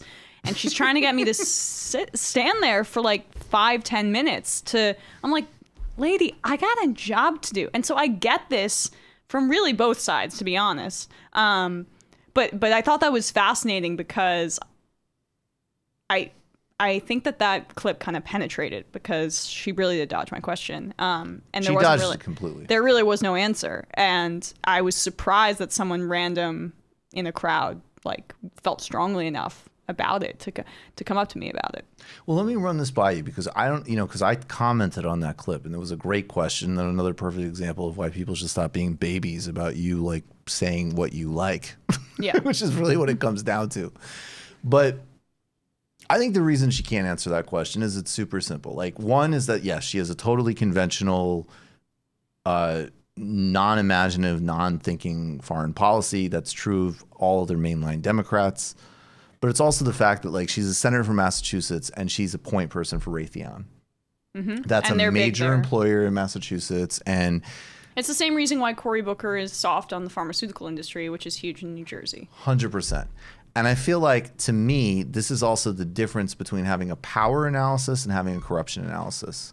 Because if she did the Trump move, it would have been brilliant. She was like, look, I did that because I'm critiquing this whole system, and that's an example of me being complicit in the system. But I don't think she's that style of politician. Oh, right? Really? Yeah. But I think if you asked Bernie about a vote like that, and Bernie would never, it's different because there isn't an analogous industry in Vermont. He wouldn't be a point person. But if you could find something like, I'm sure he's voted for like jet projects or whatever in Vermont that are incompatible with his other. Okay, the crime bill, right? Although that was very public. Why the crime bill is more the crime bill, and he explains. Well, her explanation is that Raytheon employs so many people in Massachusetts or whatever. 100%. So it's not entirely analogous, but that's also like his biggest blip on his record. But there's an entirely normal reason for it. So it's I'm saying his argument though, because he could just tell you like, well, my first obligation is people with jobs. So I had to cast that vote that I didn't like, and this is why I'm trying to do this, Y, and X, Y, and Z in terms of policy, right? And it would still work unless, in that case, you would be being a purist. I think what's tricky for her, and would be very tricky against Trump, is that if it's all predicated on, like, I'm clean, I'm clean, I'm clean, and then the truth is like nobody is clean. Just address it. And you're also not getting to the root of it, because the root of it is like, I don't know if that is corruption per se. That's power, and power has power over. Like, you're working for Raytheon because they have power in your state, not because you're personally corrupt. And that's like the deeper root of like capital concentration. Who holds resources? Who doesn't hold resources? Or she just could have addressed it there. Or she could have just addressed it and then come out with one of the plans. The medium posts, as you like to say. Yes, they are literally medium posts. And come out with your fancy schmancy foreign policy plan. If I feel like her campaign wants to roll them out slowly because they make news. It's really very interesting how that has become an actual, like, the media is actually picking up on that. Do it Iraq, do Afghanistan, stagger them week by week and make foreign policy arguments, and then maybe people will feel a little better about your record there. That's some free advice. I won't. No, I look forward to seeing them. Let's do the medium post. Let's do this real quick. What? It's a longer show. All right, let's do this post game. But first, I do want to do one more quick segment. Sorry, I always take up so much of your time. That's why you're here. Oh, okay, right. You know what sucks so much is all of a sudden I'm worried about swearing on this show. Because they've started demonetizing videos. Oh, I'm really sorry, guys. So it's like you just owe me a couple $100. Basically. Okay, all right. I'll pay it to you in Warren cash. In medium. Send me medium post. Medium post. That's how she pays me. Yeah. I have a plan for that. I really wish I could do a Warren impression, because I wish Warren would start threatening, like the way how Trump's always like, my people. She talks like I don't know. Okay, you do. You kind of have it. She talks like this, like that. You have it. So can I feed you a line? Sure. How Trump always is like, my people are great people, but they're angry. And when they're angry, people do things. He's always threatening that his fans are basically going to like commit public violence. Right, which they are. It's really funny. Not right. Can we do Elizabeth Warren doing the same thing though? Like her version of like, they're good people, but they're angry. And when they're angry, they do bad things. Like, I would just love. My fans are good people. I can't. You're better at it. I can't do her voice. But it's breathy. It's Oklahoma-y, and it's not very loud. She's really. You think she leans into that accent a little bit? I don't know. It's been this way for a while. It's like Bernie gets more Brooklyn as time goes on. That is true. That is true. He's getting hoarse. So we talked in the opening about the United Kingdom. And as I always say, friends don't let friends vote Lib Dem. No. This is really important to understand because if you reconfigure the axis of UK politics on Leave or Remain, and I'm not denying it's important, and Jeremy Corbyn has already reconfigured his strategy in a way that should satisfy Remain. But you need to remember what these people did when they were in power. They were active collaborators with David Cameron in some of the most brutal austerity that a developed country has implemented. The Europeans forced the Greeks to do what the Tory, a much bigger version, but the Tory party did a version of what the Greeks had imposed on them from outside to themselves. And that worked out great. Imagine doing that to yourself voluntarily. Precisely. And it's deep in the Lib Dems, right? Like if you go back to Nick Clegg, who was the partner of David Cameron as deputy prime minister, he co-wrote a book in 2005 or co-edited a book called The Orange Book, which outlined the liberal democratic approach to liberalization. They were completely in the political wilderness. They were totally destroyed in 2015. And they have come back totally opportunistically by, among other things, letting in all of these Tory defectors who, of course, are terrible in the economics, but some of whom are anti-gay, oppose devolution, all of the things that supposedly are their like core commitments as a liberal party. Now Boris Johnson is smartly, as a strategy, saying that he's going to stop austerity. His budget's bigger, the biggest since I think the 2002 budget of Blair. It's Trump 2.0. Totally Trump 2.0, although maybe with some like slight more sense of actual follow through. I don't know. But not really at all. Yeah. It's totally Trump 2.0, except I should say not follow through, but he has a smarter advisor than Steve Bannon. Like Dominique Cummings is a jackass, but he's an actual strategist, not some bloviating like Elmore Leonard character, which is the best line in Michael Wolff's book when he said Steve Bannon was like an Elmore Leonard character. Yeah. That was hilarious. I haven't seen it. I haven't read the whole book. I enjoyed that. Yeah. This is the leader of the Liberal Democrats, Joe Swinson, defending austerity. Do not, if you care about the well-being of your country, go near this party. Have been scratching their heads trying to work out how the Tory party, all these people who supported Tory austerity measures and the rest of it, is now saying, let's turn the taps on. Don't need austerity anymore. Are you in the same position as them? They haven't apologised for austerity. They haven't said it was wrong. Was it wrong? Are you going to apologise for it? Is it just switch the taps on and pretend it didn't happen? Well, I mean, I think the problems with the Conservatives' current plans is there's no detail about how they're going to pay for them, and they're, suggesting they're going to have a magic money tree. So you think Austerity should carry on? No. Well, what I'm saying, well, sometimes it's about making tough choices and about recognising where you need to make taxation decisions as well as spending decisions, and we will be straightforward and set out our plans at the forthcoming election whenever it is upon us. Does that sound like everything else you've heard? Yeah. This is always what we hear. This is always what we hear. There's always ways to pay for the current existing structures. It's aggressive lack of creativity for a specific purpose of upholding the very institutions that benefit them so much. And Nick Clegg, by the way, David Cameron's deputy prime minister, when he lost his seat in 2017, he said, I lost, but I'm going to stay in politics and fight against Brexit because it's like existential. Yeah. He's the director, I think, of marketing for North America for Facebook now. Yeah. Of course. Do you feel that the Brexit mania and the fear of it, which I think is very legitimate, has normalized some of these politicians in a way, not the Tories, but in a way that's a little bit dangerous to... Like which ones? Like the right-wing one? Like yeah. the UKIPs? Yeah. Type of... Yeah. Well, they've been relatively... I mean, actually, the new Nigel Farage party, I think, performed really well in the European Union elections. I have trouble with the word normalize because to me, it's like by the time... Like, Donald Trump was elected president of the United States. People were saying, don't normalize him. It's like, guys, he's the president. Right. So to me, like that discourse. But I mean, just like if you're against Brexit and if you're deciding to basically buck Boris Johnson, I say with a B, which I use all the time and I get so self-conscious. You do like the phrase buck. I've noticed that. Yeah.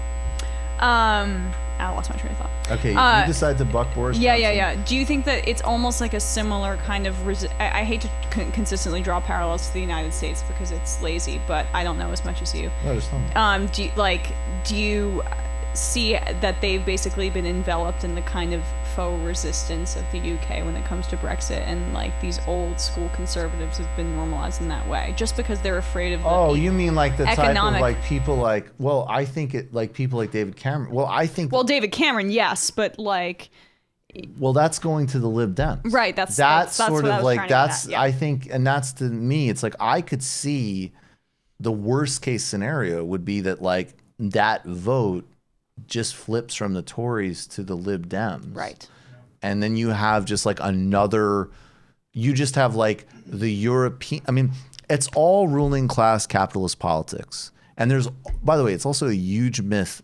There's a ton of money to be made for these people if Brexit happens.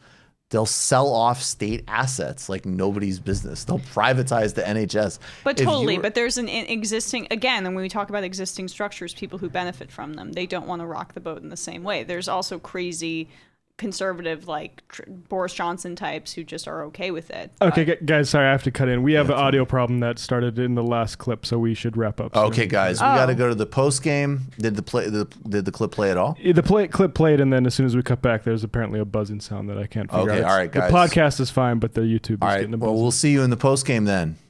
Emma Vigeland, she's great. Follow all of her work. Thank you. We'll see you in the post game. See you in the post game.